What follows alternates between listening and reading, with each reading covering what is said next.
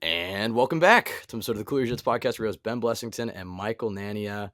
Michael, we're back with another offensive coordinator candidate podcast. We've had 4 so far. We've covered Darrell Bevell, Greg Olson. We covered 2 of the Eagles coaches in Kevin Patullo and Brian Johnson.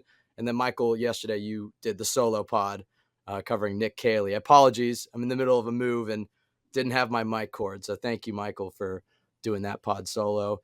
Today, we're going to be taking a look at Joe Brady.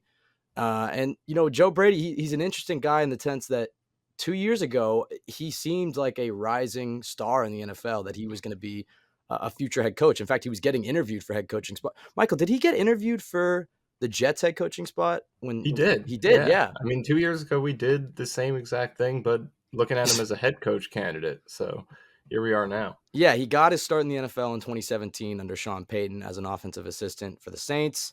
And then he moved on to LSU in 2019 and was the passing game coordinator and wide receivers coach for that amazing national championship team. And then he became the offensive coordinator for the Panthers. And then he got fired in the middle of the year of his second season under Matt Rule. And now he's the quarterbacks coach for the Buffalo Bills. I did notice something that was very interesting, Michael. If they do end up interviewing Joe Brady, they'll have interviewed one coach from every team in their division, which I think is really smart, to get that scouting and that intel and learning about the offensive schemes from your division. But today, Michael, we're going to be focusing on Brady's tenure in Carolina. And that brings us to Aaron Duncan at Dunk on Demand on Twitter. The Dunk is with a C. You can follow him on YouTube at UB Sports Talk. Aaron, are we ready to talk some Joe Brady? I'm here, man. I'm ready. Thanks for having me. All right, so let's just start generally. What did his offense look like? I mean, his pass run balance, how aggressive he was, the pace at which he was calling the games, which positions were prioritized. Just the general overview before we kind of dive into the nitty gritty. Yeah, so you mentioned him being part of the Sean Payton tree per se, but he took some concepts from Sean Payton's offense. But you can also see the college background, the LSU background from the year that he spent, obviously with Joe Burrow and their legendary offense per se. But you see the production. I mean, he's able to get guys the ball in space. I mean, the Panthers, they have 4 guys with over 1,000 yards all purpose. And one of those guys was a backup running back in Mike Davis, who filled in for Christian McCaffrey, as his injury struggles are well documented. But I mean, Brady spreads the ball around. He gets a lot of guys involved. As far as runs, pretty balanced. I mean, he leans a little bit more towards the pass.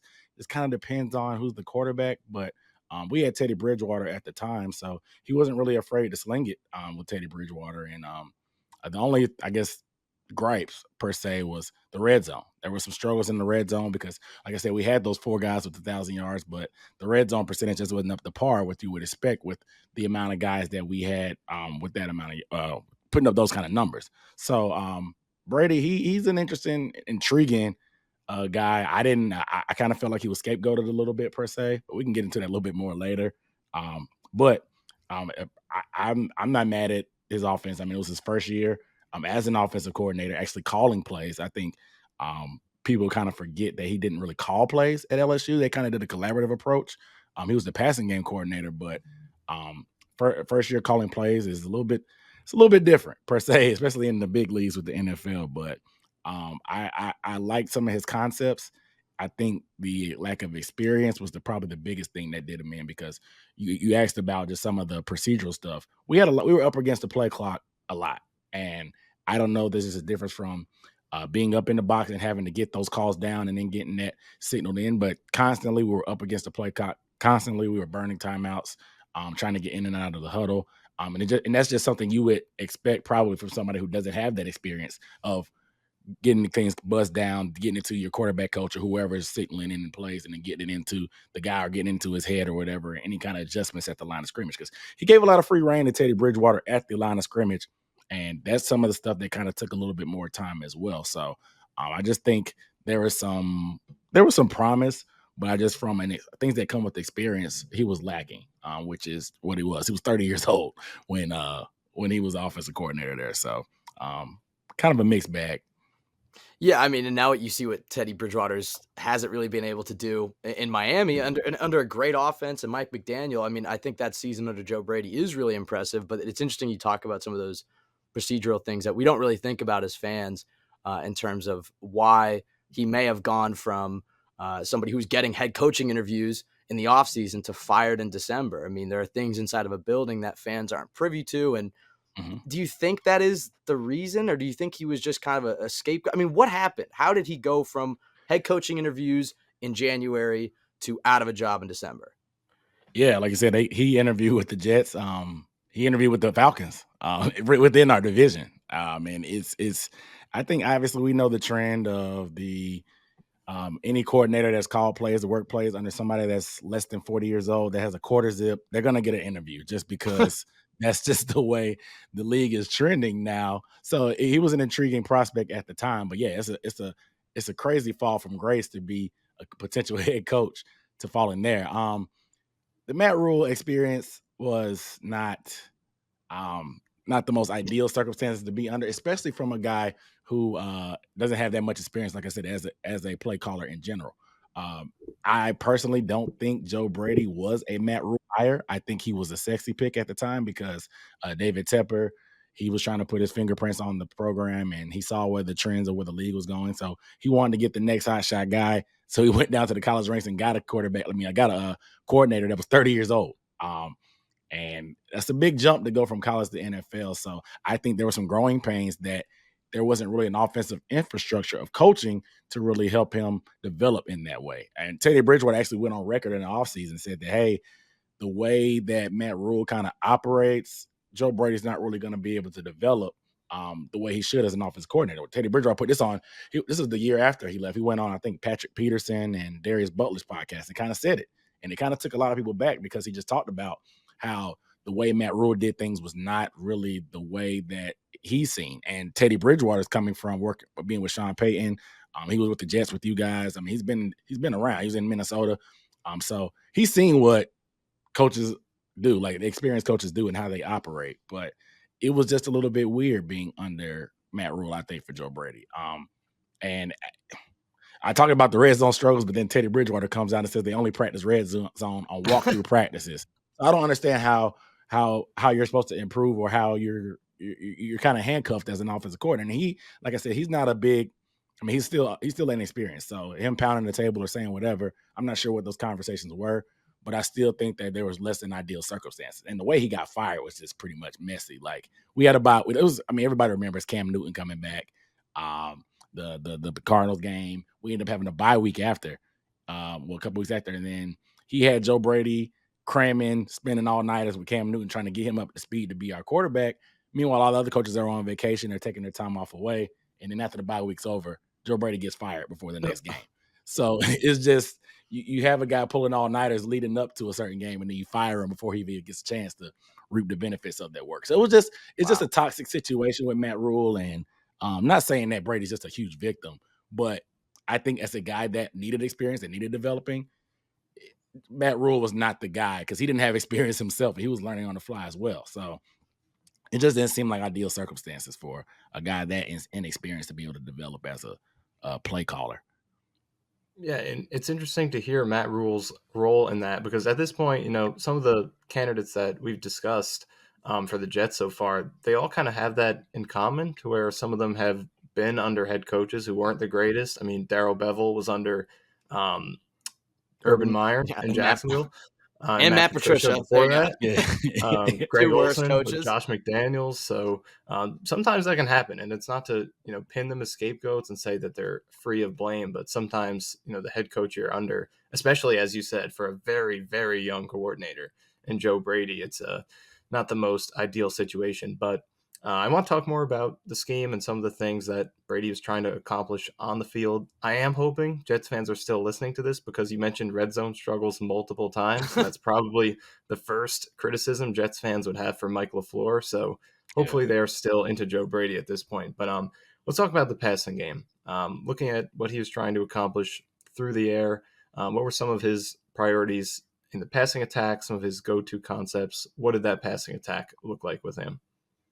I mean, the offenses in the NFL, all of them are trending towards the same way. Everybody runs the deep crossers, the shallow cross concepts, stuff like that, the man beaters, of course. I think that, unfortunately for him, he had a whole bag of tricks laid out for Christian McCaffrey. If you look at some of the play calling early on in the season when we actually had McCaffrey, just some of the play design to get him involved was just brilliant. Like some of the he used him in all kind of concepts. You split him out at times. I wanted him to kind of split out McCaffrey a little bit more, but he was still able to capitalize on a lot of the attention of underneath coverage that McCaffrey gets, and was able to help DJ Moore actually have a little bit more of a single coverage deep and stuff like that. And we see what happens now without that weapon underneath, and DJ Moore gets a lot more attention. So it's tough. But I think Brady pretty much had a big bag of tricks with Christian.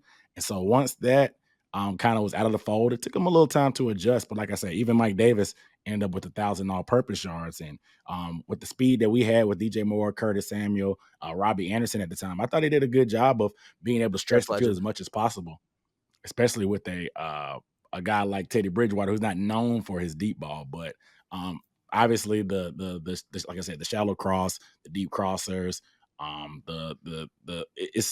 it was a good variety of concepts, but it just, I don't know. Once the field, I mean, the red zone's where it matters. I think everybody in NFL now, defensive wise, they're going to let you move the ball between the 20s, and the red zone's where it counts. I just didn't think some of his concepts in the red zone were as I don't know. I mean, obviously they weren't as productive as they should have been, but I think with the lack of talent we had as far as size wise or talent at the tight end position, it was going to be tough for a lot of his concepts to work, just because the spacing was there at times, but it's just, I don't know. Those windows are smaller, man, and with the personnel you have, I don't know. And like I said, that may be something that comes with experience, because it's all about making those adjustments. When they adjust, you have to adjust, and you have to have an answer. And you see certain offensive coordinators like a Kyle Shanahan or maybe a Ben Johnson, whatever, nowadays, that they almost have an answer to all the questions on the test.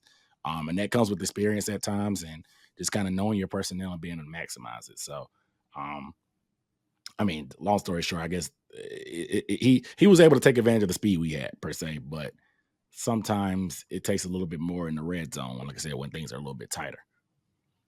Yeah, and looking at the run game, how would you describe that rushing attack in terms of, zone and gap balance between those sorts of things? What kind of assignments did they give to the offensive line? How did the run game look overall? So heavy zone, definitely heavy zone. And like I said, that's just probably from just his college background, nothing fancy. And our personnel up front was a lot different than it is now. We're more of a gap scheme. We do a little bit more gap scheme with McAdoo, but neither one of the guys had a lot of diversity to their run games. We saw kind of down the stretch, once he kind of realized, okay, hey, Christian's not coming back, you start adding in a little bit more gap stuff, but he's heavy on the zone. But I think that was more of just the way we were built up front. We didn't really have too many big bruisers up front like we do now. Now we bring in Ike Mekwonu, who's a mauler, and then obviously Bradley Bozeman is one of the bigger centers in the league. So you're going to beat up on teams and stuff like that now compared to last year. I just don't think Brady, I mean, outside of, like I said, outside of his own concepts, it wasn't really a ton of diversity in that standpoint. I think one of the things that Mike LaFleur has been criticized on, I mean, Michael touched on the red zone, but the Jets offense could not start a game fast at all. I mean, how many scoreless first quarters did we witness this season, Michael? It took them a while to get going, and then even some games they didn't even get going at all. So how would you describe Joe Brady in terms of his opening play scripts? I feel like that's so crucial for an offensive coordinator to have those 10, 15 plays that you plan the week of practice, and then you kind of get to see how it goes and unfolds in the game. And you kind of mentioned some coaches are better at making adjustments than others. This is actually an area that I would say Adam Gase, persona non grata in New York, was actually pretty good at in 2019. Yeah. They have 7 weeks in a row where they had an opening drive touchdown, Michael, and then they go up like 7-0, and then that was the only touchdown they'd score the entire game. He couldn't make the adjustment. So how do you feel Joe Brady's opening scripts like? I think it was pretty solid, because he's one of those junkies. Like, man, he's always spending time in the building. Like, that was one of the things they kind of were happy with him about. Even though he was young and inexperienced, he was there to learn. He wasn't just stuck in his ways. He wanted to try to make adjustments. But his opening scripts were pretty solid, in my opinion. It had its struggles at times, but I think the red zone was just the biggest concept that we struggled with, and we ended up getting field goals, and we had the worst third down defense in NFL history. Well, they kind of came back off that ledge those final 3 weeks of the year, but we were on pace to be the worst third down defense. And so just the way game flow ended up going, The adjustments that he needed to make wasn't always there to take advantage of that. But I think Joe scripts were pretty solid in my opinion. I didn't have a ton of complaints. Like I said, it's just the red zone where execution is crucial. We just fell short. And like I said, I don't know if that goes back to the whole practicing on walkthroughs or not putting the heavy emphasis on it, because when you're coming from college, even he plays a part on this as well. When you're coming from college, I don't think you spend a ton of time on situational football like this. Like situational football is everything in the NFL, because like I said, trading 7 for 3 back and forth, that makes a difference. And so I don't know if that's something that really hampered him or Matt Rule's environment did to separate him. But putting up points early could be a struggle at times. But like I said, it was mainly just having to do with the red zone. But I didn't have any ton of complaints just based on what he drew up coming out of there. What about the flip side of that, the end of games? Because one of the things I remember about 2020 is the Panthers had like a number of really close losses, and obviously a lot of that might be attributed to the defense. But offensively, how did you feel like he closed games in those clutch situations? It was a mixed bag. You go to the Vikings game where we blow that lead, and that's some of that has to do with the defense as well. But just missed clock management, getting the play in late, which rushed everything else. Then the execution kind of fails there, and then not managing the clock, even though we had a lead, not mixing in the run well enough. But then you go to the Chiefs game where we really almost came back on the final drive. We kind of went toe to toe with them as far as offensively. And then the clock management was perfect there. And it's just a lot of that stuff, like I said, it has to do with experience and knowing who your quarterback is and knowing your personnel and being able to be in this here like, hey, let's go this, that, and the third here. Let's think here on concept of this is a 4-down territory. Let's go ahead and be aggressive here, or let's go ahead and get half of it here on 3rd down, or move the sticks with this. So some of it, and like I said, it depends on who your quarterback is as well. I mean, Teddy Bridgewater played some pretty solid football. I mean, he played to the level of what he is. I mean, Teddy Bridgewater, you guys know who he is. I mean, he is what he is. I mean, for them to expect more out of him than he really was, I mean, a little short-sighted in my opinion. But I think once that pressure gets on, it could be a little bit tough for Brady at times to try to manage the clock and get the right concepts and the right calls. But like I said, we had a lot of close losses, and some of them, the offense would move the ball. We would fall short outside, right at the red zone, right outside the red zone. The Saints game, we ended up missing a 60-something yarder because we couldn't push it in the right push it in a field goal range soon enough, and we took a sack on 3rd down. Minnesota, we struggled, but the final drive, we were backed up in the goal line. We moved the ball pretty good down there to get into decent range. So at times it's there, at times it's not. It's just like I said, a lot of it has to do with having that quarterback that's willing to push that ball downfield. We had the weapons to do it with the speed, but being able to consistently push that ball downfield, I think, kind of hampered a lot of what Brady wanted to do, especially in a hurry-up scenario where you want to be able to get those chunk plays. So we talked about opening games, closing games. I think one more important aspect of clutch football is 3rd downs. And it's another thing that I think Jets fans had a problem with Michael Floor. Specifically, I think one thing Jets fans were not fond of was, 3rd and shorts. I think we very often would see empty formations, obvious passing kind of looks, and it often didn't work out. It wasn't the best idea for a team that had quarterback issues, had pass protection issues. So how would you describe Brady's kind of 3rd down approach? Would you see similar things to, what I just described? And like you said, he's a pass heavy guy. So would you see some of that, maybe passing a lot on 3rd and short? Overall, how would you describe his 3rd downs? I just looked at the numbers while you were talking to get the exact percentage, and we were pretty bad. I mean, we were bad on both sides on 3rd down, but we were 29th in the league at 35%. Now, sounds like a Jet. I would have to look up the average down and distance, to kind of see. But he, I will say this: the memory that probably sticks out in Panthers fans' head is that we played the Raiders. Was that week 1 or week 2?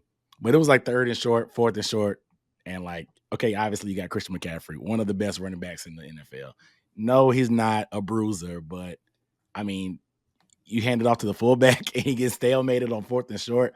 It's like you want to live and die with your best players at times. So he wasn't those guys that like tried to like overthink things or think outside the box. I'm like, oh, they know we're gonna run. Let's just go ahead and toss sweep, or let's go ahead and do it end around. But I think he had some creative plays in those third down scenarios, but execution wasn't always there. Offensive line definitely wasn't great.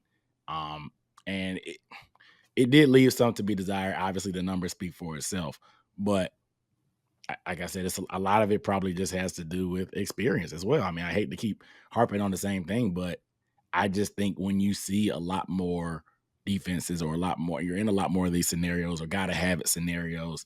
Um, the execution is going to be better, or the play call may be better. And like I said, our offense, we had the numbers. I don't know how we put up those numbers with as bad as our offensive line was, but um, it's we've never been a power. We were never a power running team. So those third and shorts really were tough downs for us, just because you can zone all day you want, but sometimes you got to line up and get dirty and roll your sleeves up and push the guy that's in front of you out of the way and get some yards. So it did leave something to be desired. I will say that, just to be completely honest.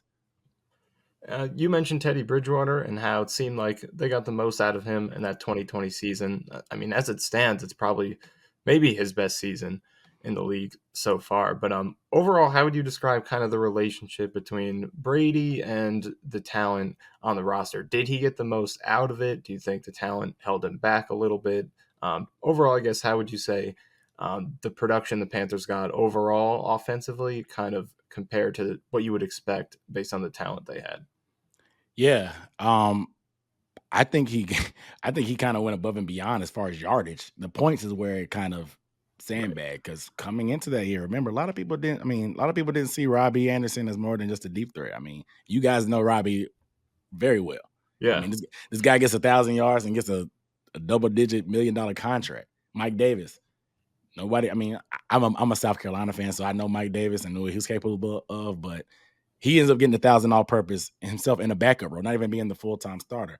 So being able to maximize guys like that, even Curtis Samuel. I mean, Curtis Samuel went over 1,000 yards. I don't know if how close he's been since then, but he used the versatility and the speed that we had to be able to take advantage. And even when Christian went down, you see Curtis Samuel lining up in the gun or in the dot in the eye at times and running outside zone, just because he knows that Curtis had that background from Ohio State and being a former running back and stuff like that. So I thought he actually did a great job of trying to take advantage of what we had in that 2020 year. 2021 was a little bit different just because of Sam and Christian being hurt again, of course. And obviously we lost Curtis and stuff like that. But to be able to get 1,000 yards out of Robbie and Mike Davis, and like I said, to have those guys 4 total have over 1,000, I think that's only been done once or twice, something like that, something crazy like that.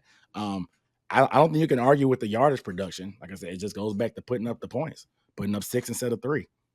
Yeah, I think you could definitely argue the QB play may have held him back, because you go Yeah, from Joe Burrow at LSU and then you go yeah, Teddy Bridgewater and Sam Darnold.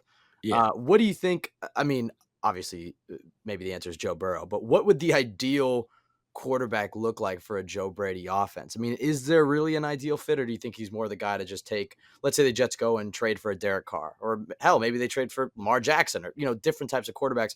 Is he the type of OC to try to mold his scheme around a quarterback, or do you think he kind of has an ideal type of quarterback? Like, what would be those traits? Yeah, I think he's pretty good about adjusting to the personnel. And I honestly think the Teddy scenario was more of his call, just because of their background in New Orleans. I think they were kind of open to that, especially him being the bridge. The Sam Darnold thing, I don't know whose call that was per se, but I think you don't need, like, I mean, a Derek Carr could actually, I would think he would actually thrive, but I have mixed feelings about Derek Carr right now. I think he will be fine with you guys, because I think you don't need much more than what Derek Carr can bring to you guys to be able to maximize what you have right now, especially with that defense and the young weapons you have. But just a guy that's not afraid to push the ball down the field. Like I said, there's a lot of deep crossers, so you want to have the decision making there. You want to have a guy that can put that zip in the intermediate range and take advantage of what you're trying to do in the red zone. I think Teddy Bridgewater's lack of arm strength is really what made the difference in the red zone, because a lot of stuff that Joe does happens quick. He's good at, like I said, he's good at adjusting, because he did a good job of getting the ball in these guys' hands and just letting the yards at the catch do what they do, because that's the type of players we had. They're all 5'11" to 6 feet, 200 something pounds, and they all run 4.4s. I mean, they can line up in the backfield as well. So he did a good job of diversifying what everybody else could do and getting production out of them. obviously a better quarterback would be good. But if he got the most out of Teddy Bridgewater, even though his arm strength is not his calling card, I think with a guy that has a little bit stronger arm that can deliver, sit in the pocket and deliver, he'll be fine. But now you need it. I would probably have a little bit of some mobility there, but he doesn't really put the quarterback on the run and stuff like that. But you get a guy back there that can deal a little bit, he'll be fine. Hey, he did have Sam Darnold leading the league in rushing touchdowns the first few weeks of the season. So I mean, that was just an outlier, but it was definitely an outlier. But I mean, Sam, he has legs. That's the thing. He just is so hesitant to use it. And that's another thing that we tried. Like Steve Wilkes even tried to stress to Sam this year. It was like, hey, you have legs, use them. And for good or bad, I mean, he got hurt last year against Atlanta running the ball, so I think that made him a little bit shy. But I mean, he's not. I mean, he comes from LSU. I mean, they're gonna use the quarterback's legs if possible. And Joe, we know how mobile he was in LSU, so I don't think that's something he would run from. But I think he did a good job of taking what we had in Teddy and what we had in Sam early on, for especially being the guys that they are and making, I guess, not chicken salad out of chicken shit. But, what kind of? Honestly, yeah. So, but yeah, I mean, with a better quarterback, I don't have any doubts that he could be a solid OC. What about some of the other positions? Because you talked about how he would be able to maybe mold the offense a little bit around his quarterback, but the speed on the Carolina Panthers offense was evident. I mean, maybe some of the talent deficiencies and depth or whatever can be questioned, or O-line, but they definitely had speed. What do you think is required to run a Joe Brady offense from the skill position groups or the offensive line? Like, what traits would he be looking for the Jets to add in the offseason if he did become the OC? I would definitely make sure the protection is there, because although, like I said, stuff happens quick with his offense, I think, like I said, that could have been just a facet of what we had personally. I mean, our offensive line wasn't great, and that was the one thing I probably will say. He didn't always put them in the best opportunities to thrive, didn't really always give the guys that needed help, but there were a lot of guys that needed help, unfortunately. So you can't really plug every hole. You can add a tight end, you can chip and stuff like that, but there's only certain things you can do.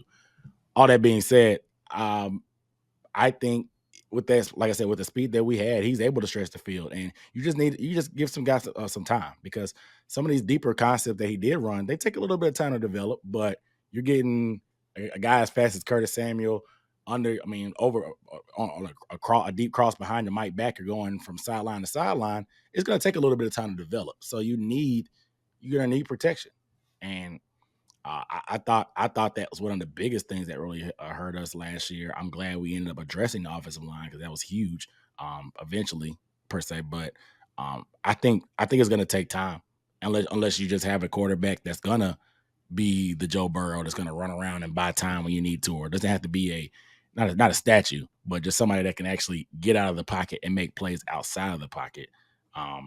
Just because we had that there. I like the core that you guys have.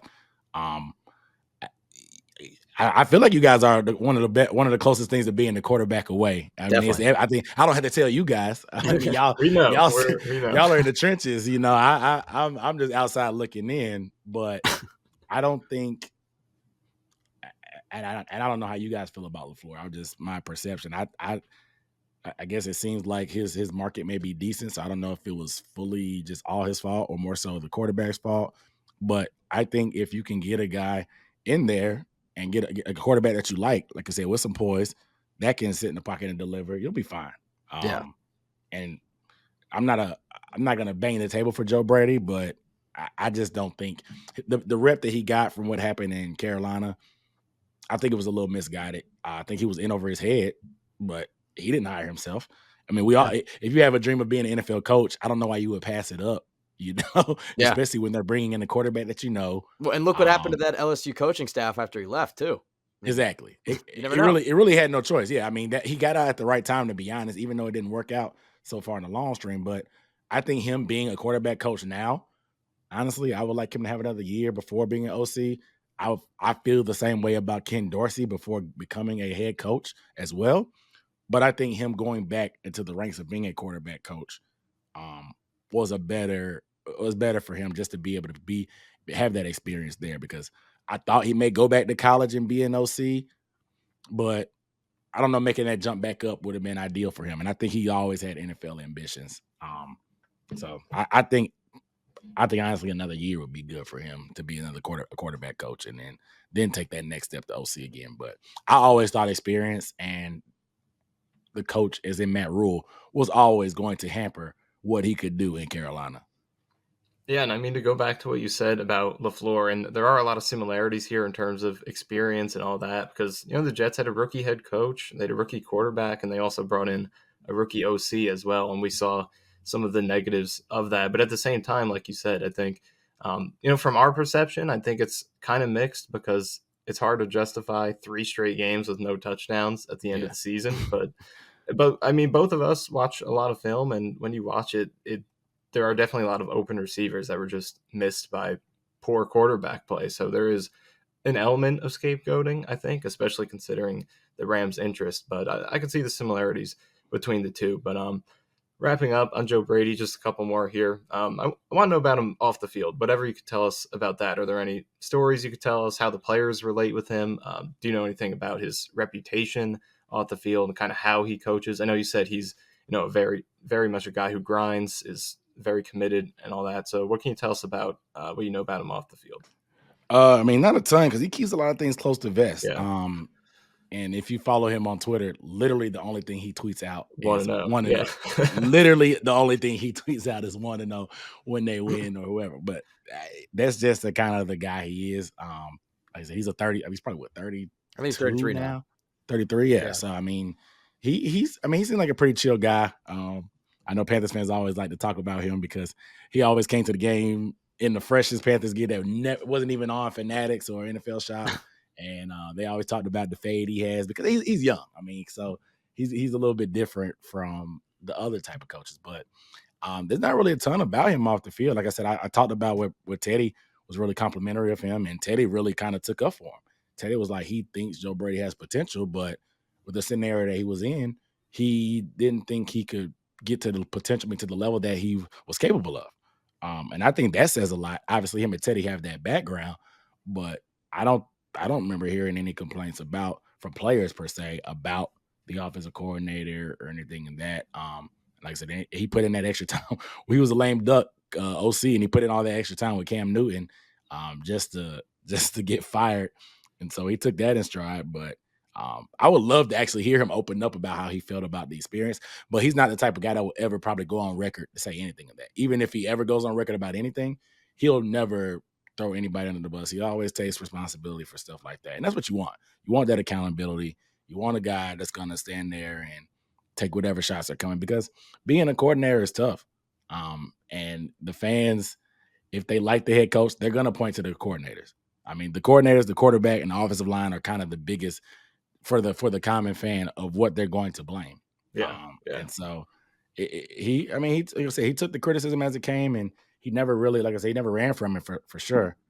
But he doesn't really put a ton out there just to get a feel of his personality. But he's super chill, super laid back. Just looking at his interviews every week, he seems like a pretty down to earth guy. And like I said, haven't heard anything negative from players about him. Last question: if the Jets hire him, and let's say a Jets fan listens to this podcast and for whatever reason just skips right to the end, overall strengths, weaknesses, how do you feel about Joe Brady? I mean, what are Jets fans getting if he does indeed become the OC of the New York Jets? You're getting the guy that's going to find a way to get his playmakers the ball in between the 20s. Like I said, there's going to be question marks about the red zone. Now, I don't know how much he's learning now, because I think the Bills' struggles are at red zone as well. Josh Allen has 5 red zone interceptions this year. But I think experience is the biggest thing for him. And learning on the job is cool and all sometimes. Baptism by fire is cool sometimes too. But I think that jump really is what hurt him as far as his development. Now, as far as what you're getting overall, I think you're going to get a guy who's going to put in the work. He's not going to run from the opportunity. I mean, he surely didn't, as being a 30-year-old offensive coordinator for the Panthers. He didn't run from that. And he's always going to, like I said, he's going to take accountability. He's going to try, like I said, get those playmakers involved. And he needs some fine tuning, just procedure wise, like I said, and all that, which is, it comes with it. But I think from a standpoint of just kind of taking what's given to you as far as the quarterback or the offensive line or whatever's there and trying to maximize what's there, he's good for it. And you guys have weapons. I'm not sure how your offensive line is, but I know quarterback is kind of the main target, I would say, probably for this offseason. But I think with the skeleton person, without for lack of better words, that you guys have right now, like the core, I think he would be a good fit. Honestly, you have a multitude of weapons on the outside, a couple weapons on the outside, young running back that's dynamic, a couple running backs, honestly. I think it could be a good fit. Now how complimentary that would be with Robert Saleh's style, I'm not sure because I'm not really deep in the trenches on Robert Saleh's defense. But there's also a role that I think people kind of forget about too. That these coaches have philosophies that they want to implement. Now, they're not in here drawing up X's and O's with the offensive coach, but they know that they have to compensate. Let's say your defense can't stop a nosebleed. You may have to do a lot more ball control, or your quarterback may be a little bit shorthanded, so you have to do certain things. And I think Joe could do a good job of taking what's there and being able to adjust with it. Now, adjusting on the fly, we'll see how much he's learned from the year or two, whatever, not being an OC. But that'll be the biggest thing. What has he learned since he got fired to now? Because experience was always, I think, the biggest hurdle for him. Yeah, he's so intriguing, but the fact that experience is the biggest concern, and that is really, I think, what Jets fans' biggest gripe, or even Robert Saleh looking back on the decisions he made to help support Zach Wilson. I think that's the number one thing the mistake that they realized they made was they didn't really give Zach an experienced coaching staff, and they had a lot of rookies on that staff. And so then turn around and give it to another guy who's relatively inexperienced, but now I guess he has had some coordinator experience. I mean, I would love to see Joe Brady as like the passing game coordinator, but I don't know if he would leave Buffalo for that. So it's intriguing though. I mean, he's certainly a name that, NFL fans should be watching in years to come. Briefly, it seems like Jets Panthers are competing head to head for Derek Carr. Are you team Derek Carr? I'm not team Derek Carr. Yes, there we go. He's ours. I'm team draft your guy, and let's keep it moving. I'm tired of the reclamation projects. I'm tired of giving up draft capital. I'm tired of paying capital to quarterbacks that just aren't. I don't know. Eventually, you have to draft and develop your own guy. Right. I mean, there's different ways you can build a team. I'm not saying there's a perfect way to do it, but I think the Panthers have tried the retread too many times. You can't keep going back to the well. I think it's time to draft your guy high, your guy. Matt Corral, we got him last year, but I don't think he was our guy as much as they want to preach. But I think it's time to get their guy, get a coach that's their guy, and keep it moving. So unless we somehow get Sean Payton, which I've heard rumors, I hope it doesn't happen. I don't think we go for a vet quarterback, in my opinion. I think Tannehill would probably be more of our probably wheelhouse than a Derek Carr, in my opinion. It's funny because Panthers fans are so sick and tired of the retreads, and then Jets fans are so sick and tired of the draft. I was going to say, you described the exact opposite of what our mindset is. We're done with drafting. We want a veteran, high floor to complement this roster that seems a quarterback away. So how'd you feel about Sam Darnold actually being decent in this backstretch of games and Zach Wilson struggling? I know it's a lot of Panthers fans kind of look back on it as well and just kind of that's the only saving grace, I guess, is feeling like, oh, the Jets, they made the bad move, even though they got Breece Hall with that pick. They got Breece Hall with that pick. I think. Yeah, I'm about to say we traded multiple picks and ended up guaranteeing them the 5th-year sight unseen. So I never would say we won the trade, but I got lucky. I think the process was always right to make that trade because they had the second pick. They were able to get their own guy. Obviously, they didn't. The pick itself didn't work out, but I think it made sense to just reset because also Darnold's contract was going to be up, so I think it was still the right trade. But I mean, what did you think of this end of the season? Because obviously he was improved and playing well, but it's only a few games, and now he's going into free agency. Yeah, in the way things happen here in Carolina, we can't have nice things. So my philosophy is hashtag anybody but Darnold in 2023. Now the stretch of games. I mean, it was some of the best football I've seen from Sam Darnold personally, but there was still a lot of meat left on the bones. You could still see that he was a little skittish in the pocket. The feet were a little bit louder than you would hope. Even with a phenomenal offensive line in front of him, I think those were just the years and years of transgressions from what he's done still stuck in his head. And the gay scars. Yeah, I mean, he's 25 years old. People keep saying that, but he's got a ton of experience. I'm not really big on Sam, but I would rather put up with a year of Sam Darnold than us going and getting Sean Payton, to be honest. That's how much so much disdain I have for Sean Payton. But I think if we get like a Stroud or something like that, if we trade up and get that, I would have no problem with bringing in Sam. Right. You can treat the situation kind of how I like to kind of look at the Pats and the Mac Jones situation, where they had them battling in training camp, and if it's close at all, go ahead and give it to the rookie. If the rookie just clearly shows he's not ready, put it in the vet and then ride that for a couple games, and then I honestly expect a Stroud to be able to play eventually in year one. Right. Like if you get a Richardson or a Levis, then you could play it by ear. You may want to go after a Carr or a Tannehill, something like that. Somebody that can have you actually competitive or hopefully competitive while your guys kind of marinating. But Sam, everybody on my channel knows I'm not a big fan of Sam, but some of the things that he did in that 4 or 5 game stretch, you can't really deny it. But we also saw a 3-game stretch at the beginning of the year previously where he was good, and he ended up coming back down to earth. So yeah, he's hot and cold. He's up and down. Yeah, that's there's certain things he just can't shake, and yeah, it's unfortunate. But I just feel like he looked confident. I think Ben McAdoo did a great job. I think Ben McAdoo was always there to be. Well, he was brought in to be there for Sam. Yeah. And I think the Baker Mayfield thing was just a desperation thing by Matt Rule, and it was square peg, round hole. I did the all 22 on Baker Mayfield multiple times and just telling people that it just wasn't a fit. McAdoo is more for a precision guy. He has certain steps. It's, the background he has. I mean, he's 3-step drop, 5-step drop, whatever, hitch, whatever, and go. And I think that was something that Sam needed because his feet get a little bit loud and crazy. But if you give him structured footwork and commands and things to do and processes to go through, he can do some things. And he was cooking in the 5-game stretch. So yeah, I believe that if he went to the right situation, he may have been good. Because the other thing is he's had so many different offensive systems that he's had to learn. He just hasn't had any continuity. He hasn't had great offensive lines in front of him. I mean, and then you talk about the Panthers drafting somebody. I really do believe in after what we've watched the Jets go through, in sitting the rookie, letting him sit. Yeah. Have the veteran play, let the rookie develop. Because if you throw him out there to the Wolves in front of behind a bad O-line, he develops those scars, and it's kind of hard to get over those. But Aaron, you were awesome, man. Really appreciate you taking the time to come on the podcast. I know I plugged your stuff at the beginning, but let our listeners know where they can find you.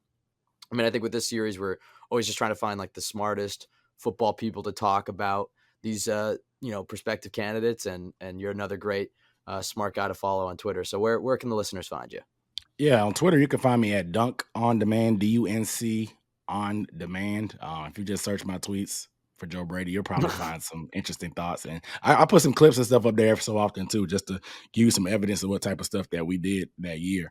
On YouTube, UB Sports Talk at UB Sports Talk. Probably got to go back a year or so to find my Joe Brady videos and stuff like that. But I got a couple film breakdowns there too, if you guys are interested there too. So appreciate you guys having me, man. Appreciate you taking the time. That's awesome. Aaron, thank you so much for coming on. Jets fans, what do you think? Joe Brady, too inexperienced, or should the Jets take a swing and try to land a home run here with a young offensive coordinator hire? Let us know in the comments below. Tweet us at CYJ Pod. Thank you, everybody, for listening. Have a great week.